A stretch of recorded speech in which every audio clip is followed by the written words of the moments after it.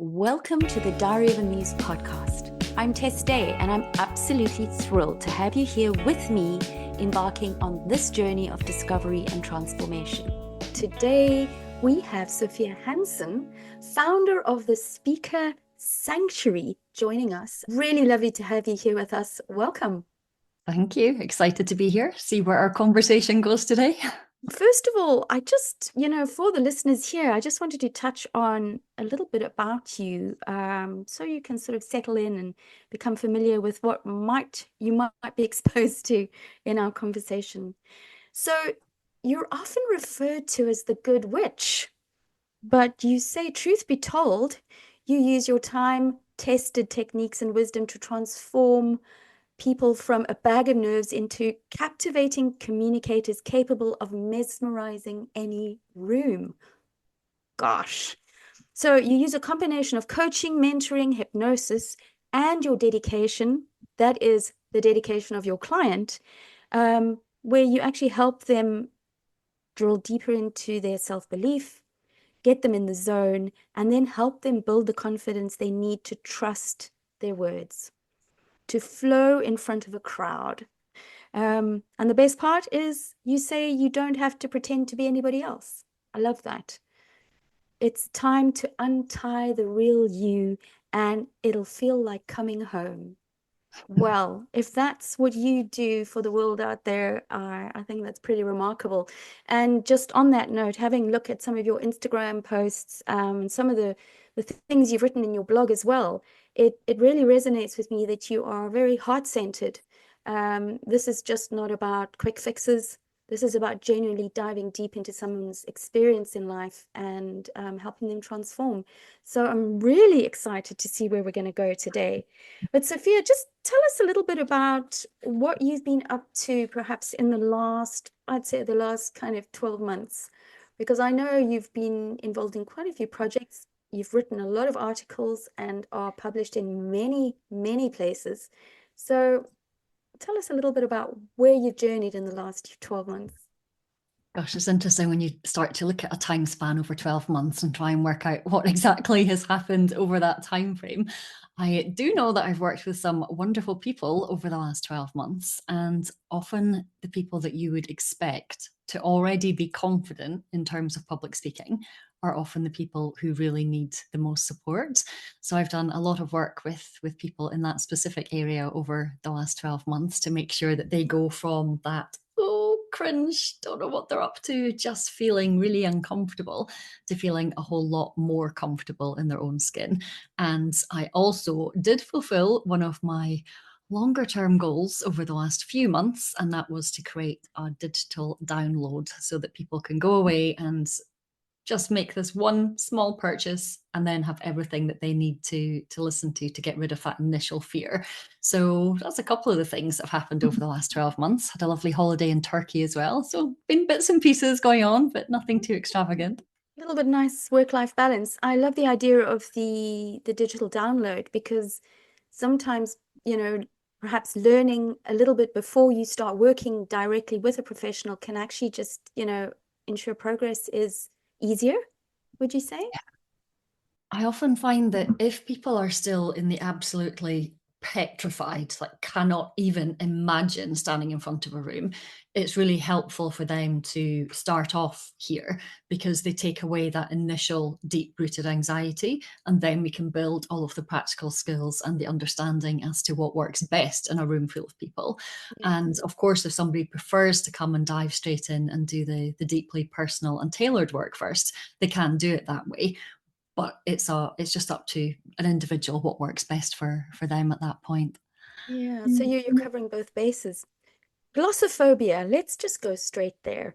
Tell us what this is, because I've seen you've written a blog post. I've obviously explored it now because I've read it, but just tell our listeners what glossophobia is. I was thinking lip gloss, I was thinking all kinds of things, but I knew it had to relate to sort of the work you do. But yeah, fill us Yeah. in, please. So glossophobia is essentially the fear of public speaking. Now, even just the phrase fear of public speaking is not entirely correct because most of us are quite happy to stand up and actually say something out loud. The fear is a lot more deep rooted and tends to be more around a discomfort in being listened to and in actually being heard. And all of that ties back into feeling judged, feeling criticized, feeling like perhaps you're not good enough, you're not going to say the right thing, people are going to be disappointed, they'll laugh at you. There's so many layers down. So it's not really a fear of public speaking, it's a fear of public judgment. And with that inside, what people tend to fear, apart from the shaky hands and the dry mouth and the kind Mm. of tremble or their voice Mm. shaking and all of those kind of things, it's just that real unease within their own body of, oh, like they just want to squirm. And it's that severe discomfort at actually taking up space and really allowing yourself to be present that doesn't only feed into how you are in public, it feeds into every other part of how you are in your life. So if you can overcome that to the point that you can stand in a room, speak to a group of people as though you're just speaking to one person, then it really supports you to become much more accepting of yourself, but also not to take yourself so seriously because you get so bent out of shape. Like, is everything just exactly right? Am I standing right? Am I looking correctly? Are my slides right? Am I loud enough over here? Did I look at the right number of people in the room? And all of those things are just extreme form of self-consciousness that completely gets in the way of connecting with the people that you're trying to talk to in the first place. So yeah, there's a lot of layers to glossophobia, but Yeah. layers that I love to unpick and unravel. Yeah. Nothing that you said there did not resonate. I mean, absolutely. I can sort of think about how many times I've stood up in a room to speak and experienced all those things. Yeah, from the basics, as you say, the sweaty palms, all those things. But it's not even the imposter. It's so much deeper than that. So yeah, very, very true. And I've never heard it explained like that before. So interesting. And sometimes it can really take you by surprise. It isn't even the moments where you are speaking to people who you deem as, a particularly important scenario. Mm. I remember once when I was in my 20s, I went back to my secondary school to ask if I could do another higher. I'd already graduated from uni, but I wanted to go and do higher modern studies. And I Mhm. went back into the school. I spoke to the deputy headmaster, and then he went to get one other teacher to come in and talk to me. And in those few moments sitting back in that schoolroom, some six years after I had left school, my throat completely closed over. And I was sitting there with tears streaming down my face. Every time I tried to Wow. speak, no sound would come out. I was taking big sips of water to try and calm it back down, and I just Mm. couldn't get any sounds out whatsoever. It was just making this little squeaking sound. And Wow. eventually the headmaster kind of put me out of my misery and said, I think we've probably already covered what we need to cover. So shall we just pick up on email afterwards? I was like, yes, please. And I just left thinking, oh my gosh, I'm hot, I'm sweaty. I felt like I was melting. And I think more than anything, it was just that deep sense of panic. It wasn't even about that conversation. So Mm. it had obviously triggered some kind of memory of being back in that school environment, which just it's what Yeah. triggered all of the physiological sensations, which then triggered the fear. And then I was just not in a good place to even have that conversation. So I know how uncomfortable it can be no matter what's Yeah. happening. Yeah. So it's not always the obvious.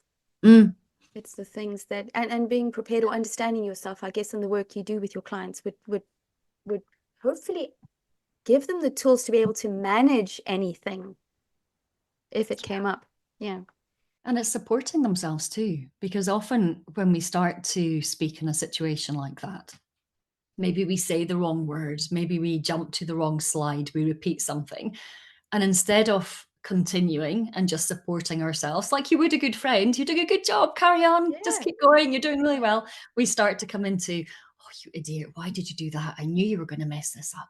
So all of that inner critic kicks in when actually what we really need to do is support ourselves in the same loving way we would support somebody else.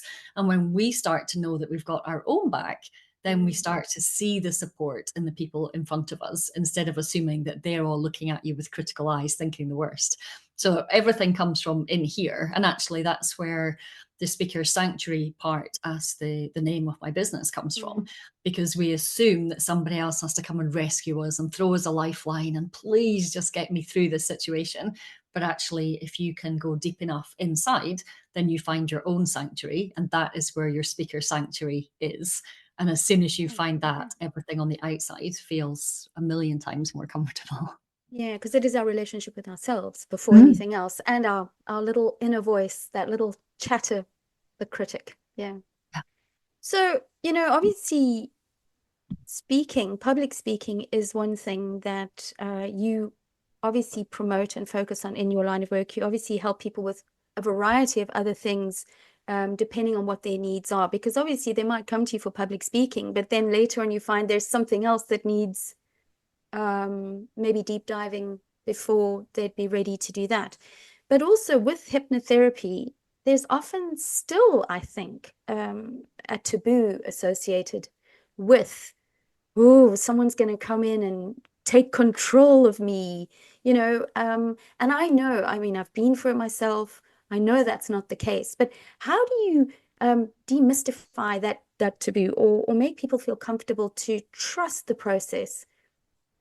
I think, like anything in life, things change and things progress. And there probably was a time in hypnotherapy where a hypnotherapist would stand over you. You will never smoke again. From this moment onwards, you will be changed and transformed, and you will never again touch the nicotine. And we don't do that anymore. I don't do that anymore. So for me personally, hypnosis has been a long time coming. I trained in yoga more than 15 years ago. So I approach everything from a very holistic, heart centered point of view. And with hypnotherapy, the person in the chair who is seeking the change is the person in control. If they decide that I'm going to go and I'm going to listen, but I don't want to change and I'm not going to change, we're not going to make change. I'm not here to try and convince anybody to do anything, and nor do I get somebody in the chair and try to make them do something they don't want to do. They're the person who has decided something has to happen. It has to come from me and it has to be now. They've put their hand up and said, can you help me do this? And only at that point will I say, absolutely. If I have somebody phoning me saying, oh, I don't know if hypnosis is for me, I don't really believe in it, it's not for you, or at least they're not for me, because I Yeah. have no intention of taking their money to spend hours trying to convince them that this is going to work. It just makes it a much harder job for them to make the change. It makes it a much harder job for me to have to consistently try to convince them that it's going to work. So I always work with people who are already kind of self-selecting and saying, I'm ready. I want to do this. I want the change now. Can you help me do it?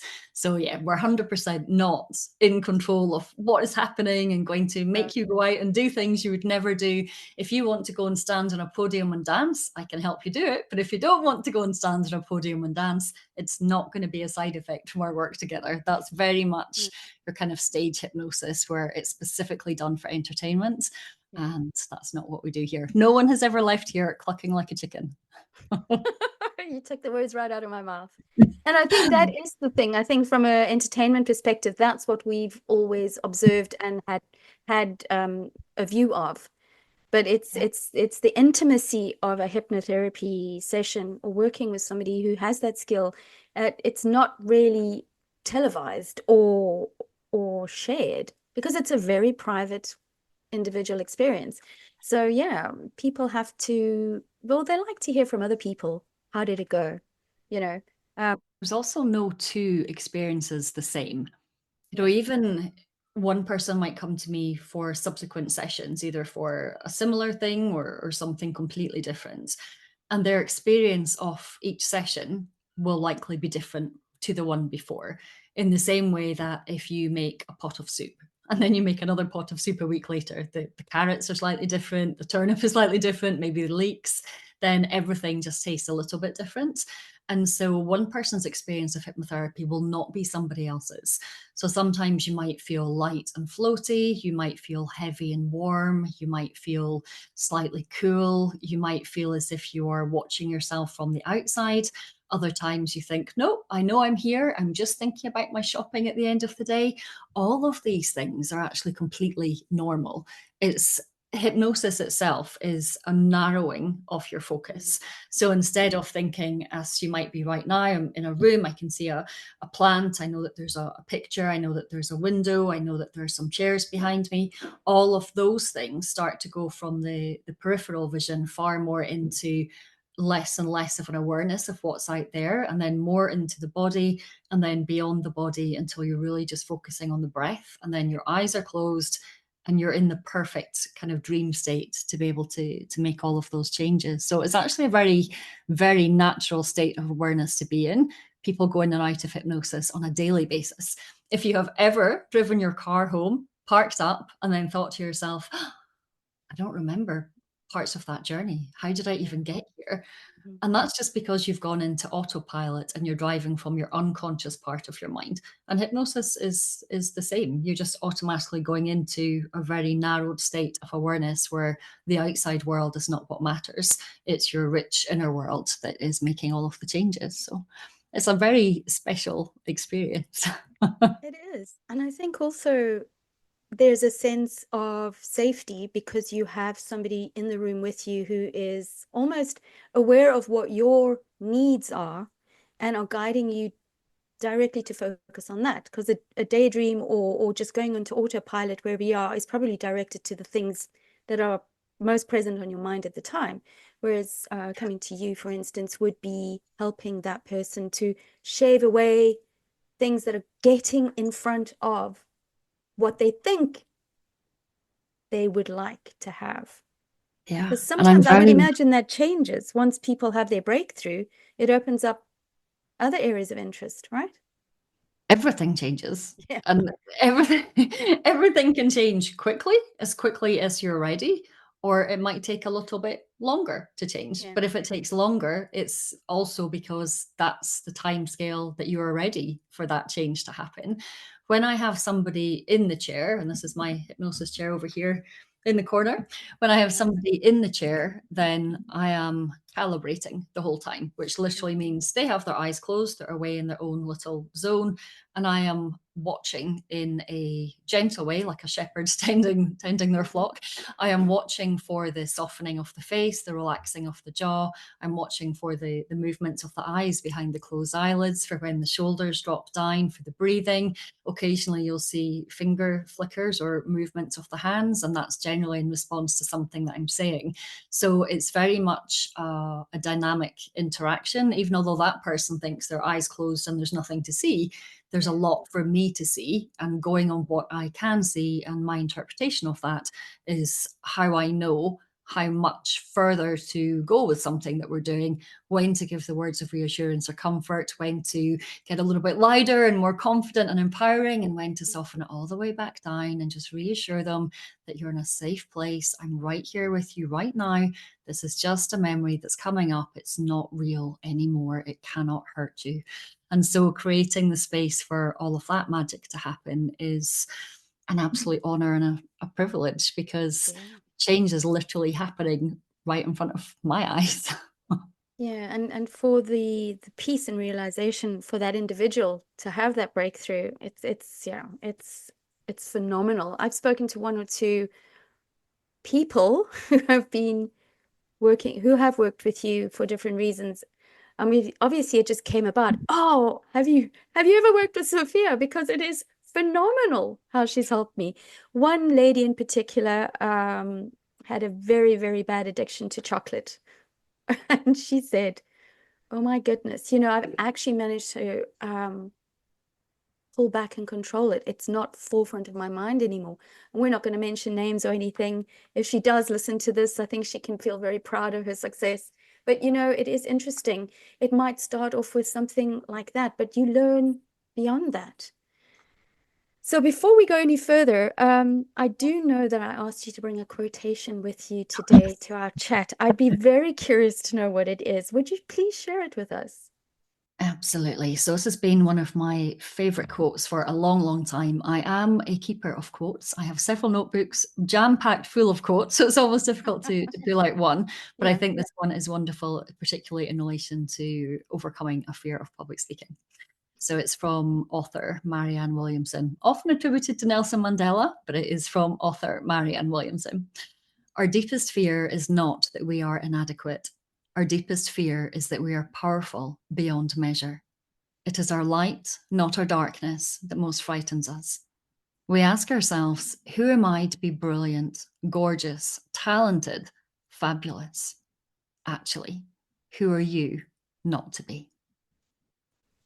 Beautiful. I mean, it is something I have heard on many occasions and read myself. I align completely with it. Being a South African, of course, when Nelson Mandela said it in his inaugural speech, it just resonated. I think it is very powerful. Part of me loves it that much. I think everybody should have it in their home, next to their bed, and we should read it every day, just as we step out, because it's very empowering. And a beautiful way to move into a little bit more about the background of Sophia Hanson. I know I'm not exactly sure the date when, but you had quite a life-changing experience. Do you want to just share a little bit about that with us? And let's see how it aligns with this beautiful quote you've shared with us today as well. Sure. So I've had many, many life-changing experiences over my years. Probably one of the most recent ones, and perhaps one of the most surprising ones, was that I discovered in 2017 that I had a 3.5 centimeter hole in my heart that required surgery to close it. For reference, a 3.5 centimeter hole is the size of a tea light candle, so it's quite significant. Huge. And we discovered this hole quite by chance. I'd been doing some breathing exercises that involved lots of pulling down movements with the arms, and I felt like I'd pulled a muscle somewhere in my chest. And so several conversations with the local pharmacist and then visits to the doctor, back and forth to the hospital. And they concluded that this was a 3.5 centimeter hole, which is known as an atrial septal defect, which is an ASD. Essentially, it's a birth defect and something that had not been picked up for my 4 decades at that point. Now, what's also incredible about that is if you've ever got to the end of something like Miss Marple or some kind of crime series, and at the end you think, oh, it's so obvious. Of course, that's what it was. And if you had watched that final episode first and you had known who the culprit was, and then you went right back to the beginning, it would have been so obvious the whole way through. Like, there's the evidence and they did this. And did you see the way they looked at that person? And oh, that's why they lied about this particular situation. That's why the boots were a size 9. All of those things become really obvious. So once we knew that I had this hole in my heart, it became very obvious that I had had lots of symptoms in my life which were caused by that, but which had never ever been attributed to anything like that. So I'd been told perhaps I had some asthma, perhaps I was just an anxious child, perhaps I was more introvert and I just preferred to sit at home and read books at the weekend than go out and climb on a climbing frame with 6 other friends at the weekend. So there was lots of different things that all of a sudden just made a lot of sense. Also, the way that I used to work in a really, really focused way. And then I would just kind of crash and burn out for a few days. And I go back to this high powered, focused way and then crash and burn out again. So hearing that I needed that surgery was a really big shock, especially when immediately afterwards they told me not to do things like don't go on any flights, definitely don't take any long haul flights, don't do anything that involves too much exertion. And I thought, okay, so in my life I've been whitewater rafting, I have jumped off the side of a mountain with a parachute, I have been to India, I have been to Dubai, I have been to New Zealand, I have been to Australia, I have been to Nepal, I have been on the longest long haul flights you can imagine. And suddenly they're telling me, don't do any of those things. They could be dangerous. It's like, I've already done them all. Yeah, there's no Yeah. need. But it's No. interesting that, again, that's around the mindset, isn't it? So when you didn't know there was anything, you went ahead and did it. Fortunately, it was all okay. So have you done anything like that since? Not anything No to do need. with my heart. I just didn't feel like I needed to do it. Yeah, you've done I've it. already done it. I've already done it. I Yeah. did go on a very fast inflatable when we were on holiday in Turkey. I persuaded a lady that we had met at breakfast one day to just come and get on this inflatable, and we were thrown around. Thrown around the water at a Yeah. ridiculous pace, and we just screamed our heads off for the whole time. But for me, I didn't I just find it amusing that I was being told not to do all these things that I'd always done. I mean, I'd been up Ben Nevis twice with this hole in my heart. Yeah. And I Yeah. just thought you just have to push through. When you feel tired and you're not sure if you Yeah. can, you just keep going with it.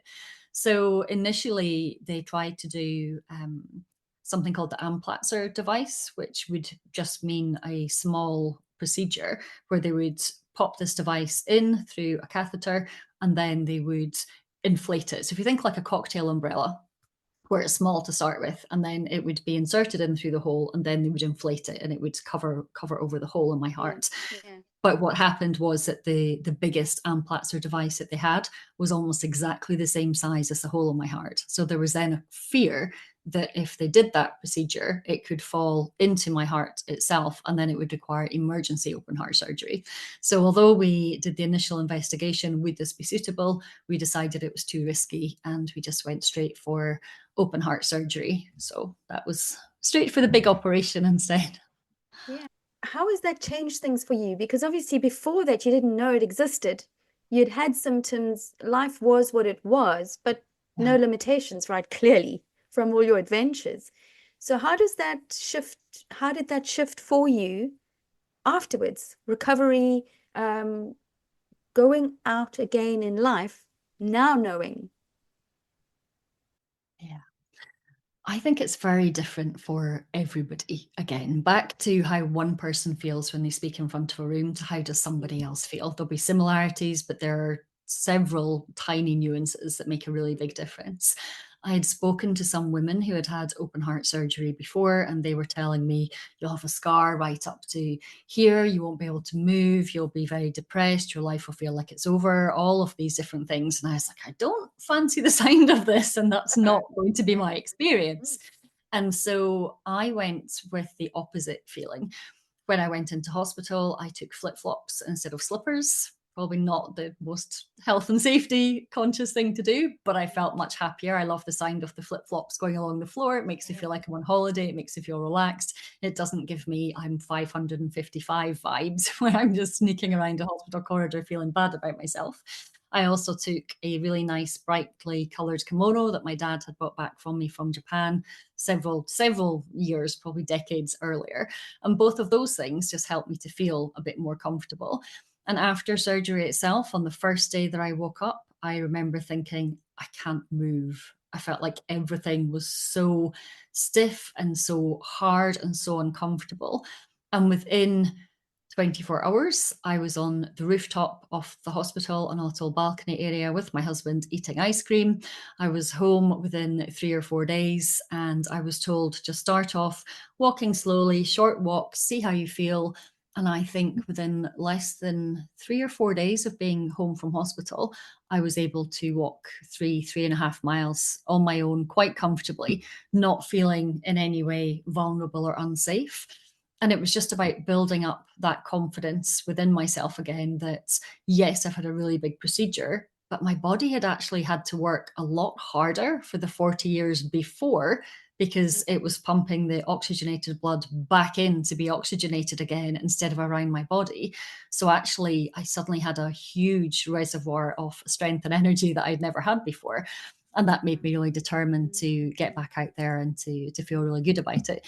The part that I wasn't prepared for was that, and I say this lightly, but not lightly at the same time, when I came home from hospital, I was essentially a drug addict. Because even though I'd only been in hospital for 3 or 4 days, I had been pumped with so much morphine. And then I went from all of that morphine available the day I was in hospital to at home told to take up to 8 paracetamol a day.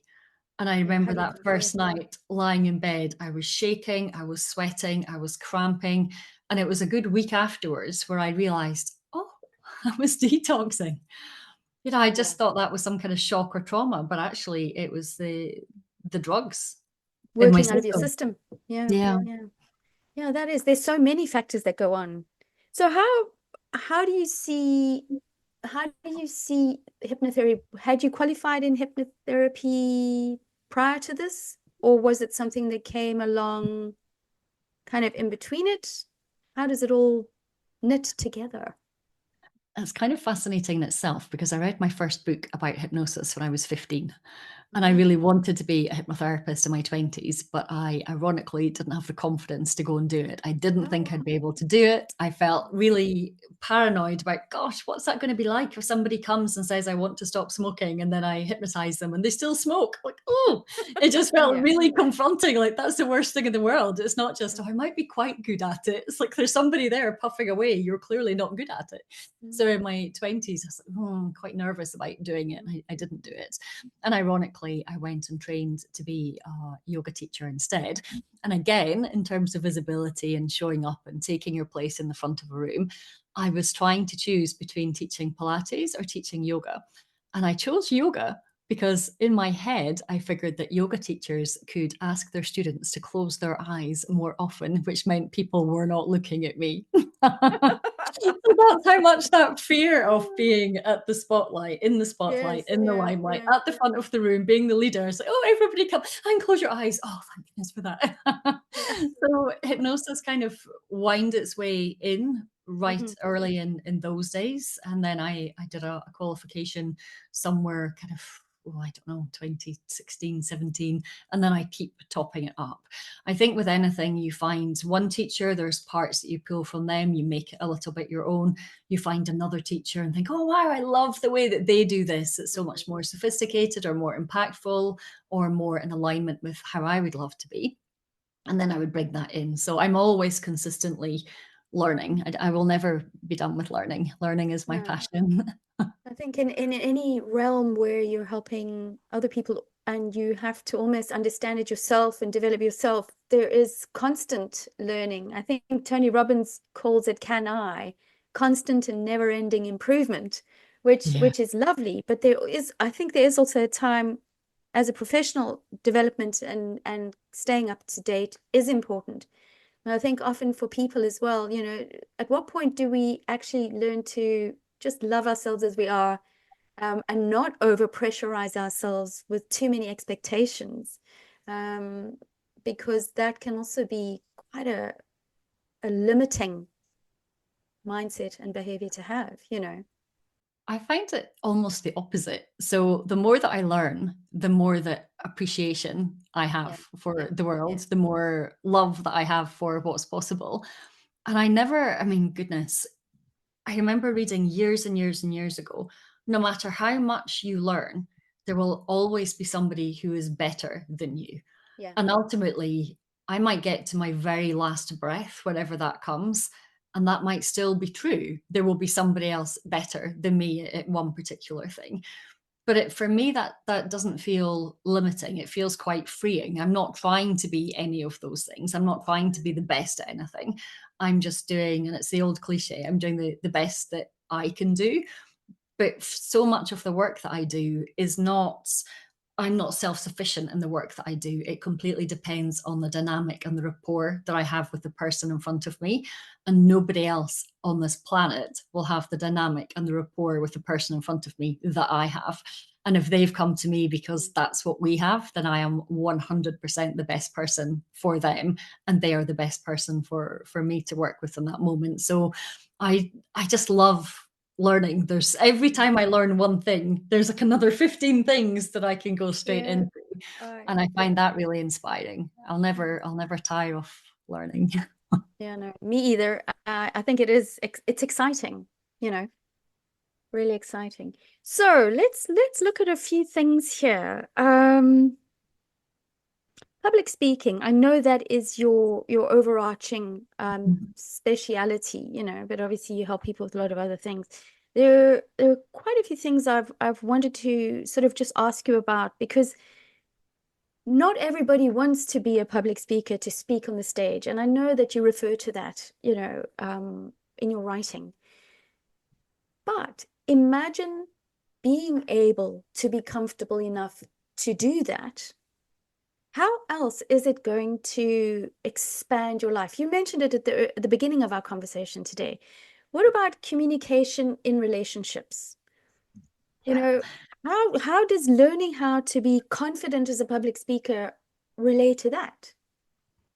I would challenge anyone to find me even one reason to not become better at public speaking. It just changes every part of your life. The way that you will communicate in meetings, the way that you will interact with your partner, with your children where relevant, with your family, with your friends, the way that you hold yourself, the way that you speak to wait staff when you go out, the way that you speak to checkout staff, the way that you interact with the world comes from the way that you interact with yourself. And if you are constantly pulling those shutters or that cloak around yourself and saying, don't look at me, don't listen to me, I'm irrelevant, I'm not good enough, your energy is introducing you before you say a word. So if you're going around in this, not worthy, nobody talk to me, just look at the body language and everything that comes with that.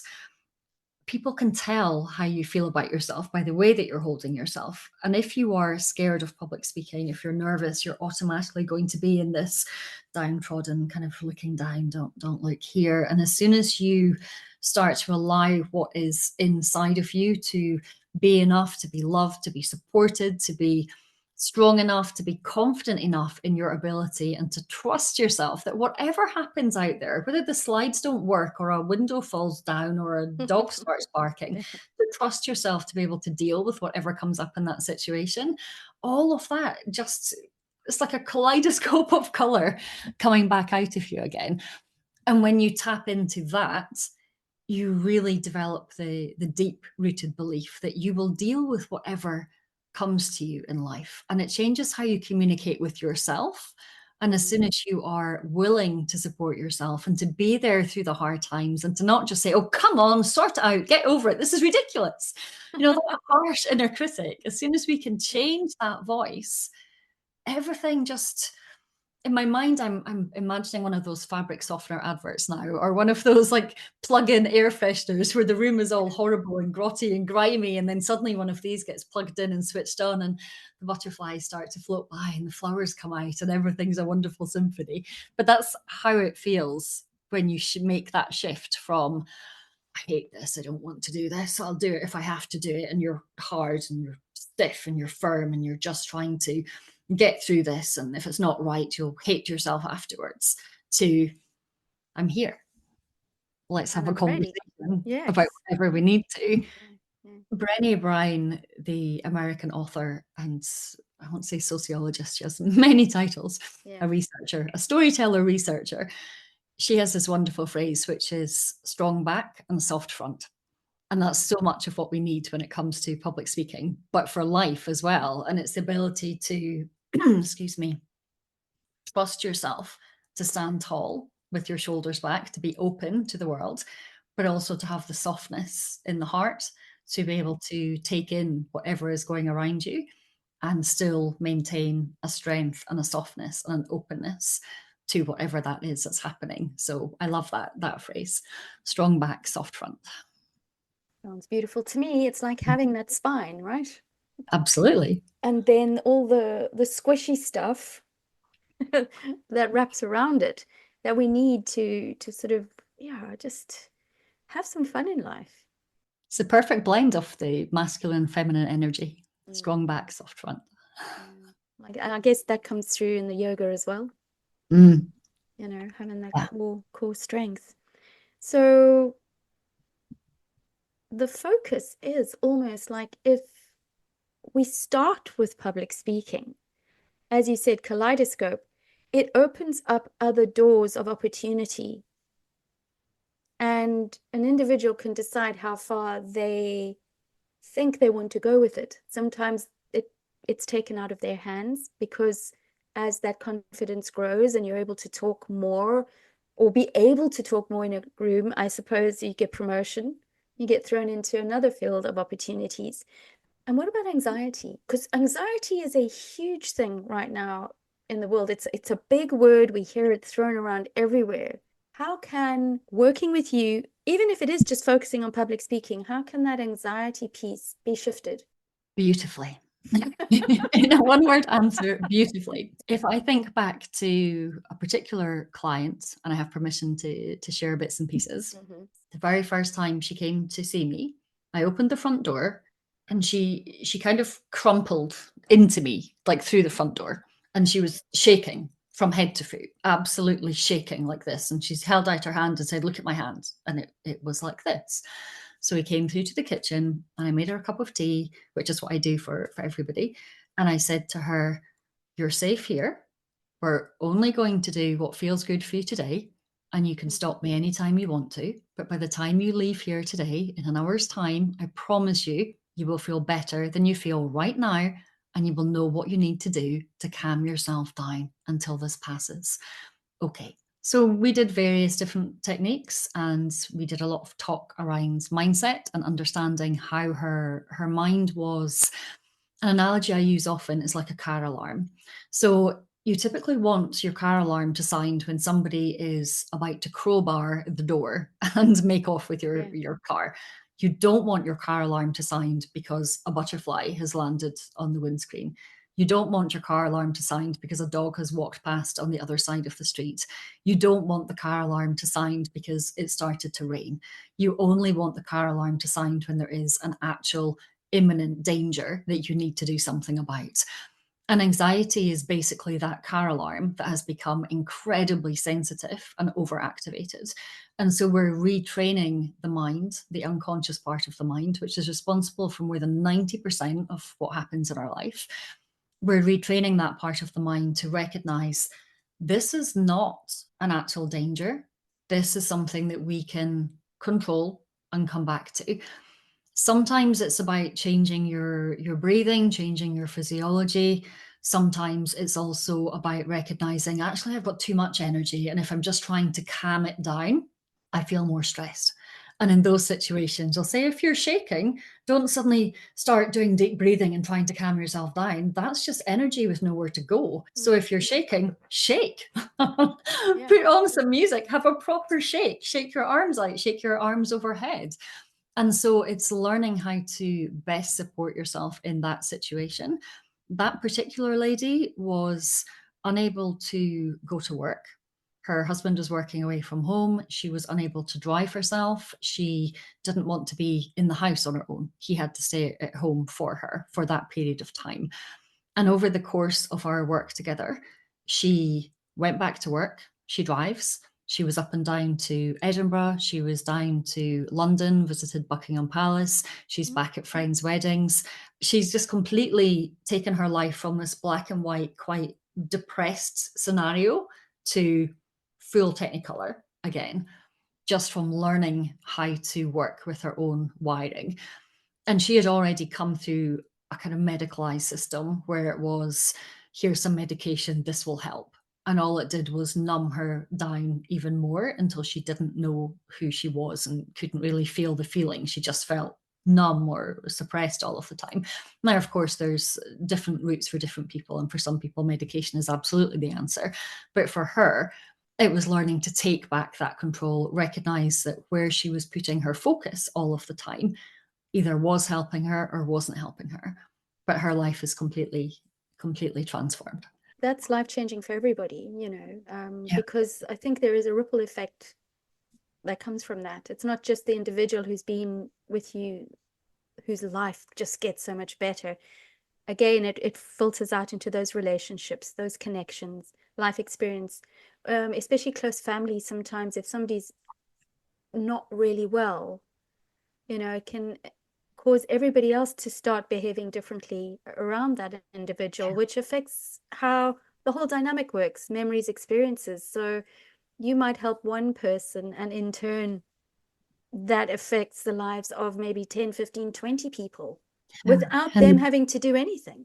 And the danger often for people who experience strong anxiety, severe anxiety, is that exactly as you just said, the people around them start to treat them differently. They stop inviting them to do things. And the reinforcement loop within the person experiencing the anxiety becomes, even they don't think I can do it.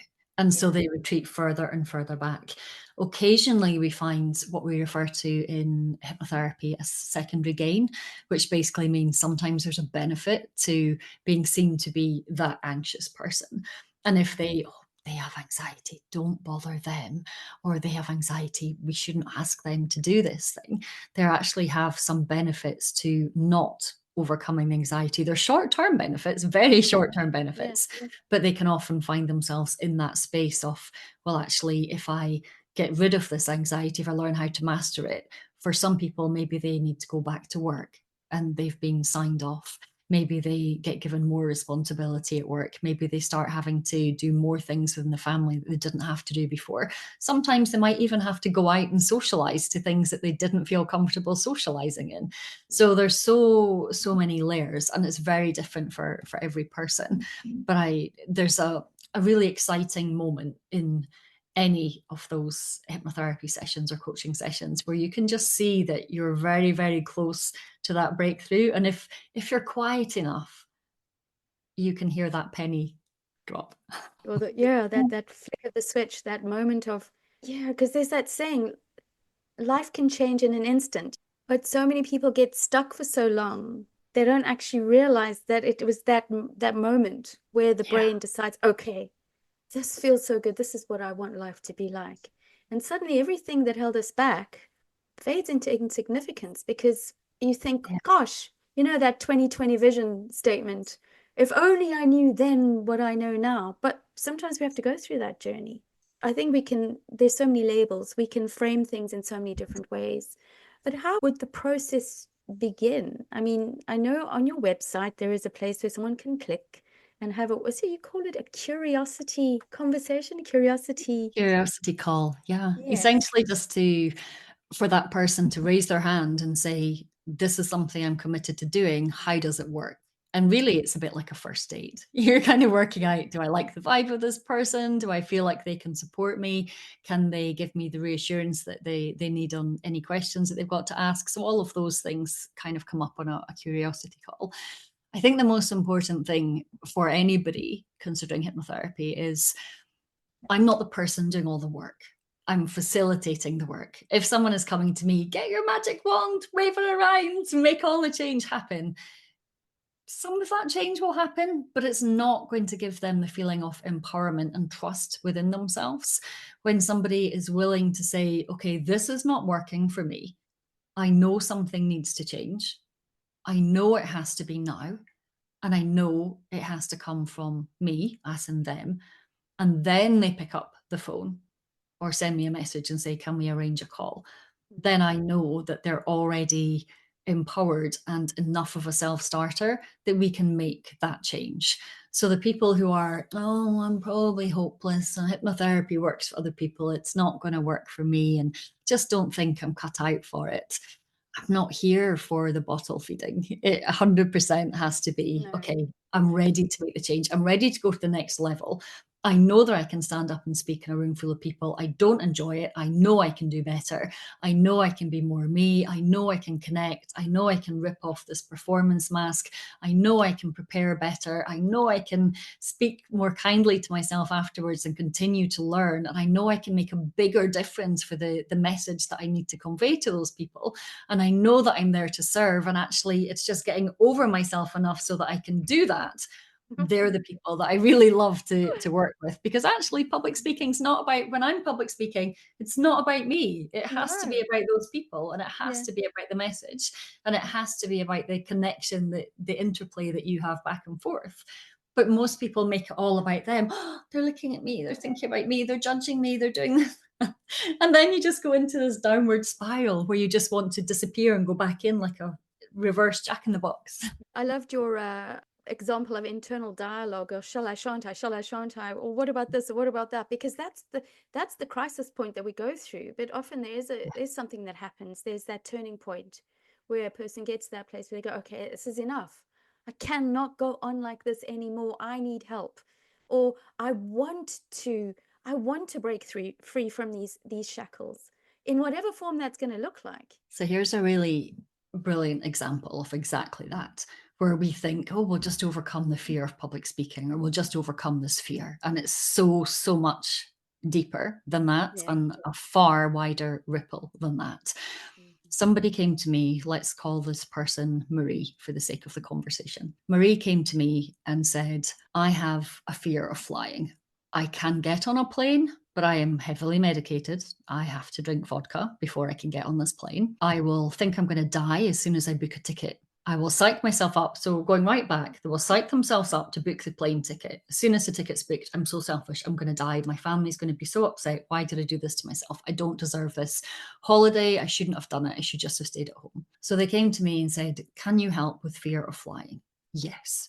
So we did the work together, overcame the fear of flying. This person then went on holiday to Florida, had an amazing time, came back, sent me a message a few weeks later. So it's really weird. My friend just invited me to Belgium for the weekend and I've just booked a ticket and I didn't even think about it. It was just like booking a train ticket or booking a taxi. They just did it. Wow. Went again, no concerns, no panic before, no panic during, no panic after. Went from being unable to hold a conversation on a flight, having to just have headphones on, read a book, look out the window, feel sick, keep talking to themselves, to, this is really good.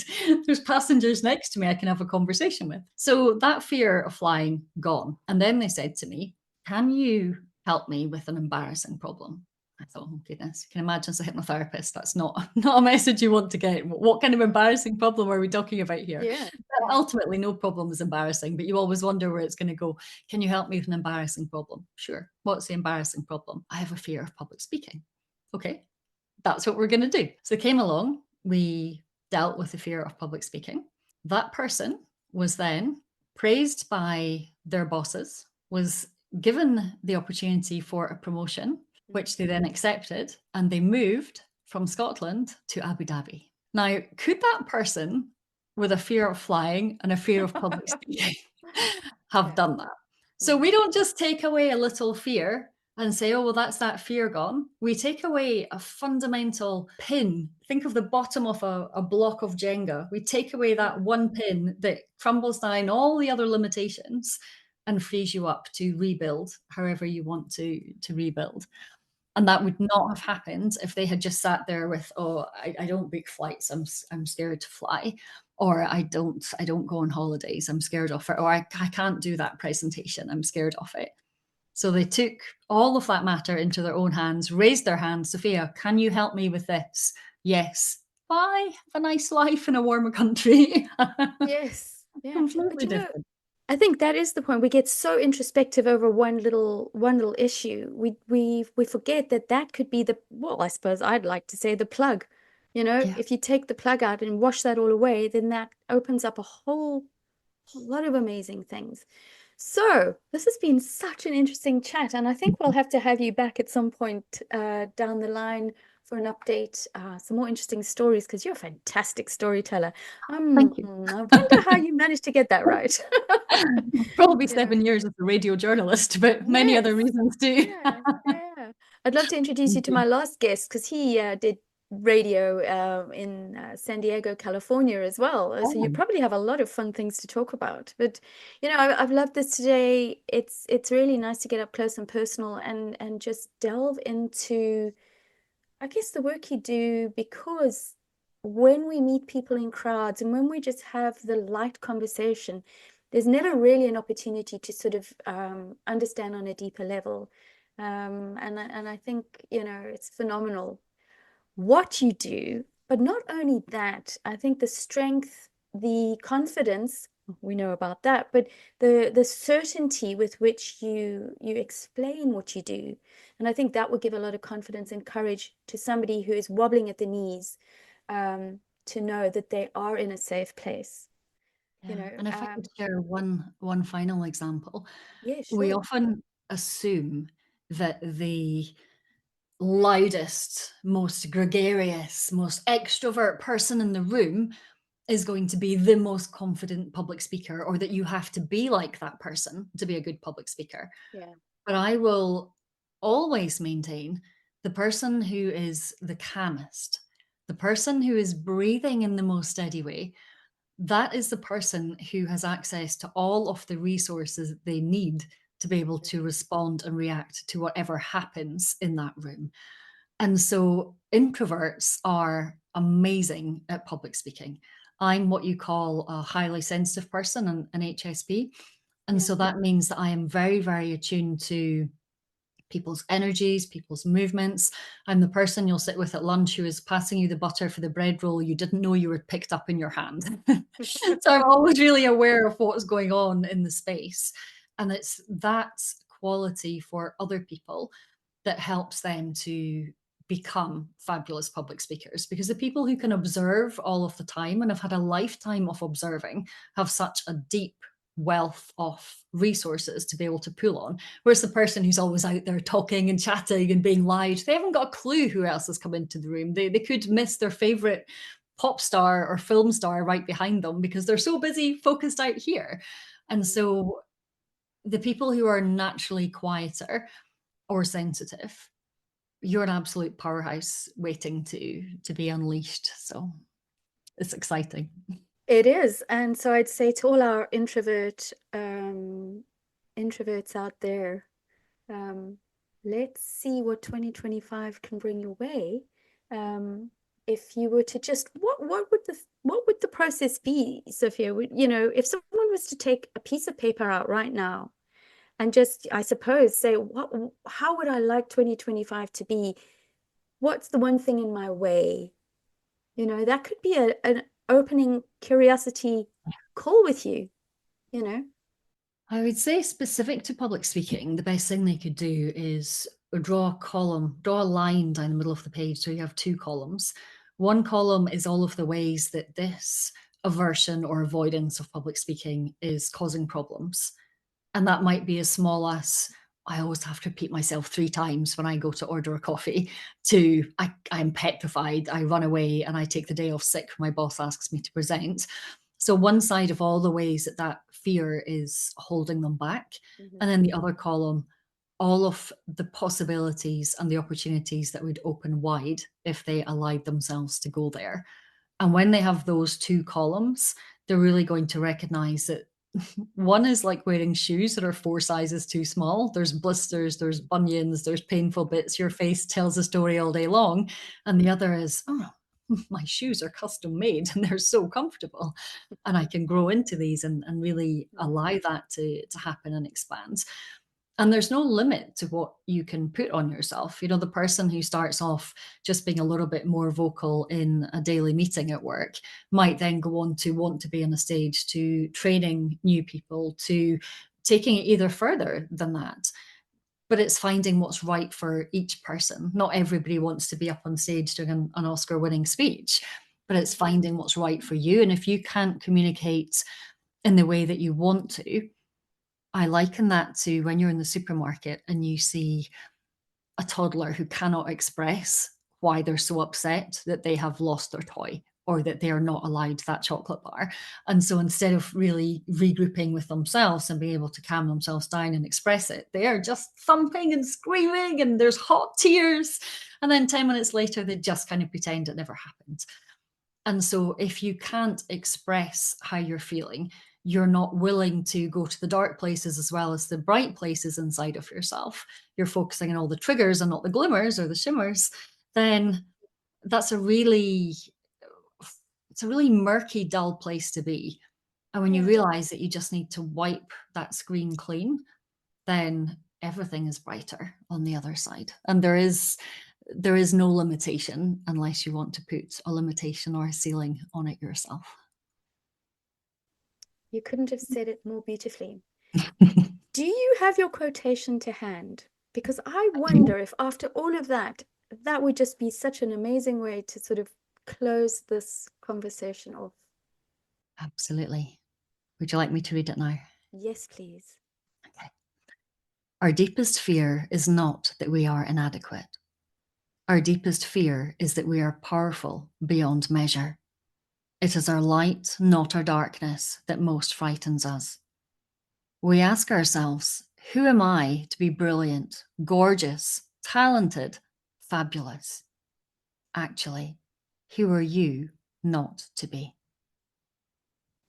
Absolutely amazing. Thank you so much. It's just been wonderful speaking to you. I'm sure we'll get a lot of feedback from this conversation today. Guys, please reach out to Sophia if you have even just one tiny glimmer of a desire that you'd like to discuss with her and see where it might take. If you have any questions, I'm sure she is definitely the person to have a chat with. But thank you very much. We'll be back next time.